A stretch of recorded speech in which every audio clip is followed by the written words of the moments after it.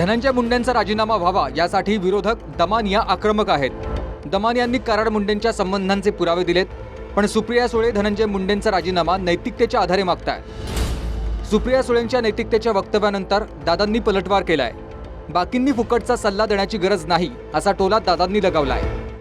भारतीय जनता पक्षाची पण, अजित पवारांच्या पण पक्षाची, शिवसेनेची पण, उद्धवजींचं पण तेच मत आहे. ह्या सगळ्यांचं एकच मत आहे की बाकी राजकारण होत राहिलो, नैतिकता आहे का नाही, या सरकारनी नैतिकतेच्या बळावर त्यांनी राजीनामा दिला पाहिजे. हे आमचं पहिल्यापासून मत आहे. आमच्या सरकारमध्ये नैतिकता आहे का नाही ते आम्हाला चांगलं माहिती आहे. बाकीच्यांनी फुकटचा सल्ला देण्याची गरज नाही. आमच्या सरकारमध्ये नैतिकता आहे का नाही ते आम्हाला चांगलं माहिती आहे. बाकीच्यांनी फुकटचा सल्ला देण्याची गरज नाही.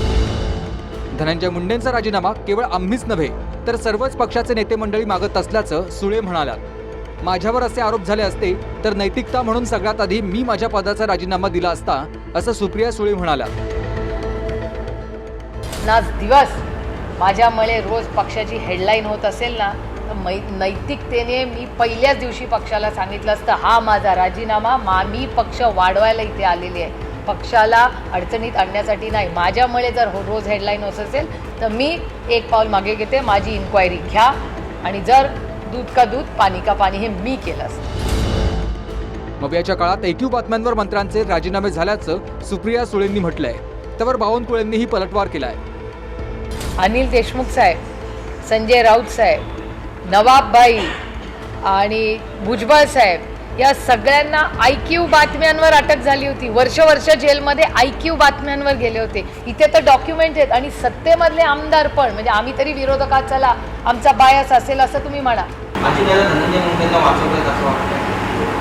तुमच्या प्रश्नातच माझं उत्तर आहे. सुप्रियाताईंना माहिती आहे की महाविकास आघाडीच्या काळामध्ये किती राजीनामे झाले, किती मंत्री तुमचे डॅमेज होते. त्यामुळे सुप्रियाताई जरा थोड्या काही दिवस स्वस्त बसलं पाहिजे, त्यांनी सरकारचं काम वगैरे बघितलं पाहिजे.